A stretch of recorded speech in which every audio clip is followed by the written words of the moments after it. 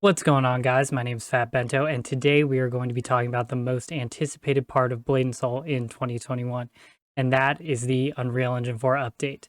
It is fully released in Korea on their live servers, and today we are going to be talking about all the information we have about it, which is a ton, and if it has lived up to the hopes and dreams we have as Blade and Soul players. So let's jump right into it.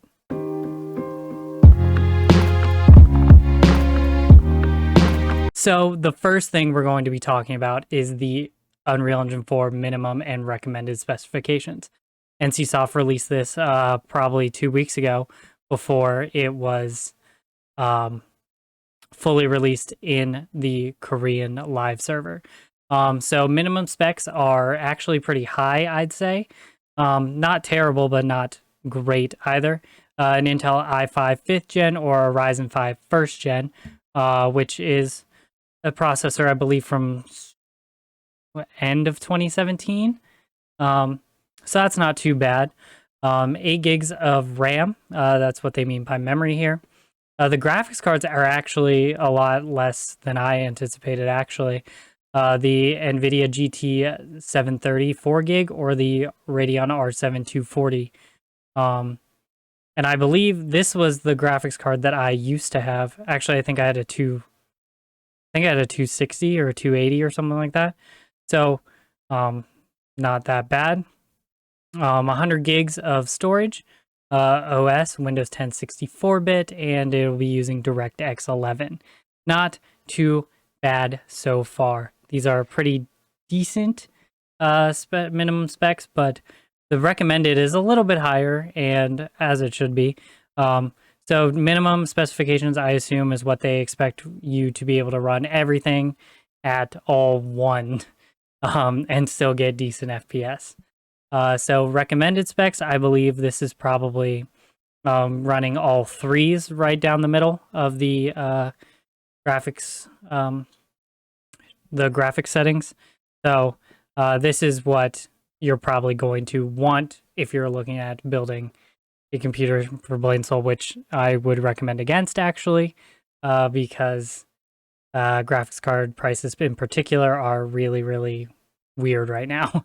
But for the recommended specs, they're to have a i7 9th gen or a Ryzen 3 3rd gen. I actually recently just upgraded my CPU to a 3rd gen Ryzen. It's the 3600. I believe. Memory, 16 gigs or more. I actually only have 12 gigs of RAM in my computer, so meh. And GTX 16 or 1060 or a RX 570. I have an RX 580, so I meet basically the minimum, or sorry, the recommended specifications. Same amount of hard disk space, OS, and DirectX graphics. So, I expect that I will be able to run Unreal Engine 4 with decent specs or decent FPS at between 2 and 4. I will do extensive testing on all specifications when it releases to live, so I can give you a more in-depth thing. But I also am probably going to end up getting up to 16 gigs of RAM, just probably buying another 4 gig stick because I have the open slot. I just haven't done it yet. But yeah, so I might pick that up before Unreal Engine 4 releases, and hopefully I'll be able to give you a comprehensive review. As is kind of I'd say my computer is about mid-tier in terms of current computer specs and things like that. So hopefully, this is going to be a decent way to run it. I basically meet the recommended specs. So, if you in the future, when it releases, I'll be able to give you more information if you're around that amount of specifications. So, when Unreal Engine 4 was released in Korea, we actually had tons of people do some testing, do some streams and things like that. And that is what I'm going to show you. So this is the 16 gigabyte, or sorry, on 6/16, that's when Unreal Engine 4 released. the Reddit post that this video is linked from, which will also be in the description, said the update was about 4.5 gigs, which I don't think that's too bad. So this person's in Mushin's Tower. And we're getting about 70 FPS with characters on and all of that jazz. I believe they show here are their graphics settings. They're running all 5s, except for these 2, which I believe are the show character effects for other players settings. I also have some of the lighting details and things like that. I don't read Korean, so I can't tell you exactly what these specs are, but this is mostly 5s, and this is with an RTX 3070 and an AMD 5600, a Ryzen 5600X, which are both pretty high-end pieces of hardware. What I'm looking at in particular with these videos is how the dungeon performance is, because from what I've seen of Unreal Engine 4, the problems in dungeons have fixed a lot of the things. The problems with FPS in dungeons seem to be improved, but in raids, that's where the issues still occur. So like this person's getting 110, 120 FPS, but still, those low 1% are still in that 0 FPS range, which, I mean, stutters happen, but actually one of the biggest things that a lot of people have been talking about with this Unreal Engine 4 update is the ping. The ping is so good in Korea now. And actually I feel like the ping is already improving on NA and EU with the last update, because I was probably getting around 160, 180 ping to the NA servers, and now I'm sitting at 80, 90 most of the time. So that's pretty good. So this is a summary of another content creator and their experience, both positive and negative. Like I was talking about, the ping, the load times are actually stupid quick, which is a huge issue that I feel like is great that it was fixed with Unreal Engine 4. There's no stutters because the ping is better. That happens when the ping's bad, so that's a great improvement overall. Their negatives, the lighting effects and character texture graphics have been nerfed, which is fine. I mean, Blade and Soul is a very pretty game, and I still think it looks pretty dang good. But, the lighting, if you can tell, is definitely a little different. And I think that's best exemplified in the other dungeons and in this video, which I will talk about in a second. UI is very simple, therefore not so nice. I mean, it does look, if you look at the UI, it's definitely simplified for sure. And that person, I think, is mostly talking about the inventory screen, which is fine. I mean, I'm fine with a UI downgrade if it will improve the overall quality of the game overall. So that's fine. But in this person's video and testing, the frame rate has not improved. This video is from a guy who did the weeklies, the 12-man weeklies. So that's not great to hear. But actually 5 days later, on the 23rd, they released another patch to the live server, and this one, from what I understand, changed some of how the post-processing worked. But I'm not really sure exactly how that's going to impact the performance. This person, is still getting decent FPS, but unfortunately, this section is not promising. A bunch of these mobs around, which, I mean, to be fair, there is a ton of them. But, wind walking, getting high 50s, low 60s, here where other people are fighting these monsters, and you can kind of see some of the effects, but characters are off, isn't about, the low 80s, high 90s, which isn't bad. not bad at all.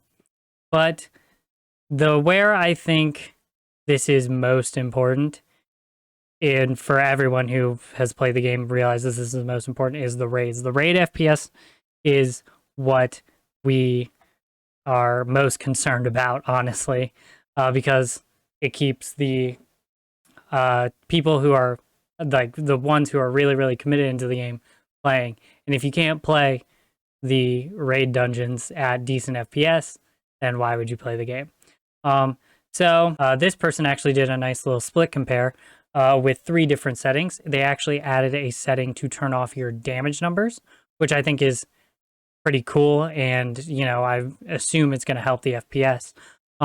This person's playing in 1440p with these settings. He has 3 different settings. Mostly the things he's changing are hide characters and hiding the damage numbers. So if we look at each of them here, setting A is the hide characters and hide damage numbers. This is setting B is with the hide damage numbers on or off, excuse me. So, but it also has hide characters or hide other players. And then setting C is hide or is not hiding anything. So no control F and no hide damage numbers.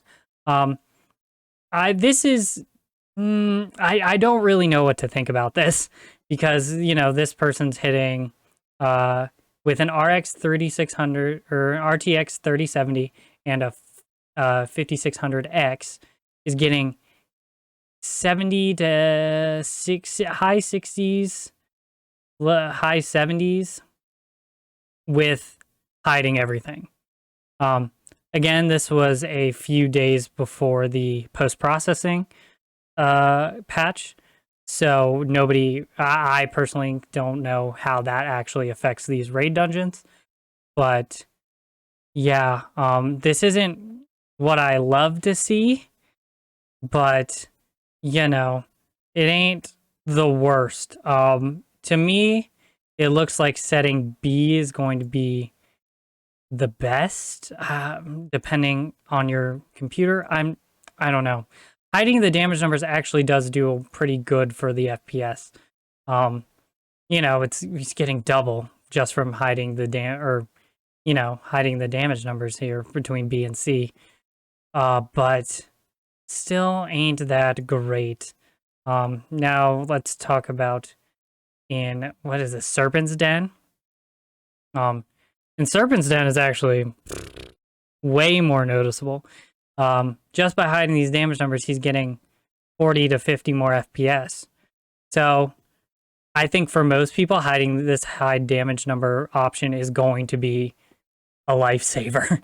But I'm actually interested. I don't think he goes over this, or this person goes over this, because I'm interested to see how high damage numbers with characters on is.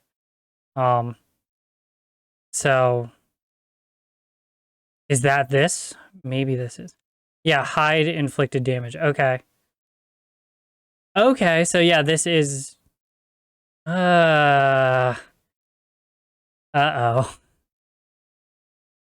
So hiding the damage numbers helped, but you still kind of need to hide characters. I'm sure it can be tweaked. Like, this is probably, I believe, yeah, he showed setting B, or they showed setting B, and it was, where is it? Come on, show me setting B. Setting B is everything on 5. 3, I believe this is, oh geez, this is probably other characters' effect qualities. This is probably, you know, showing other characters' models, and then I have no idea what this is. Oh goodness. Okay. Wow. This sucks. Like,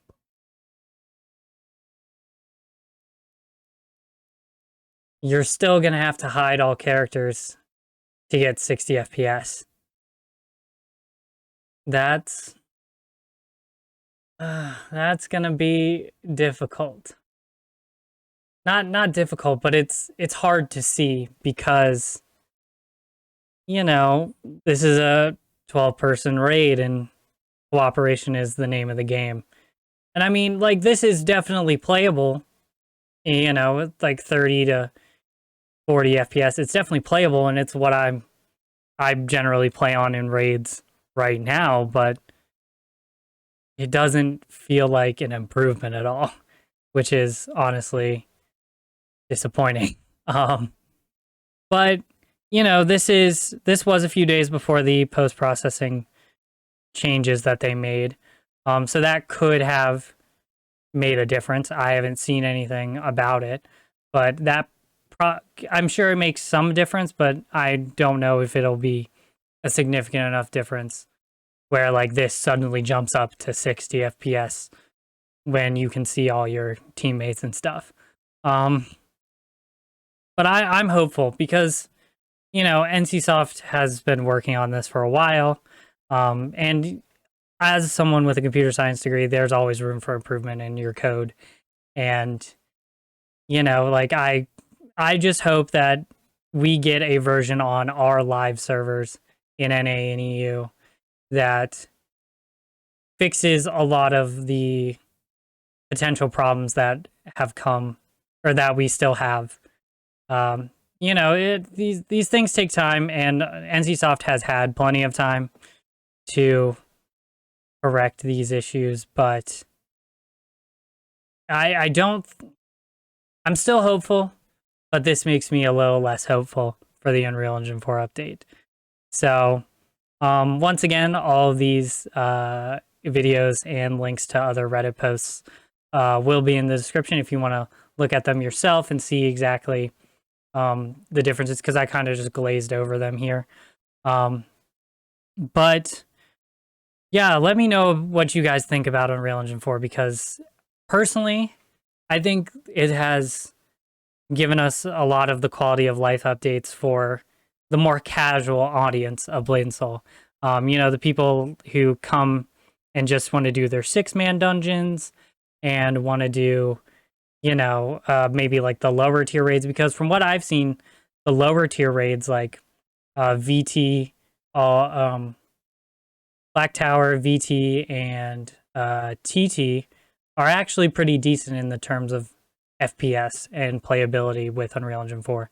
Like, there is a significant improvement there. So, yeah,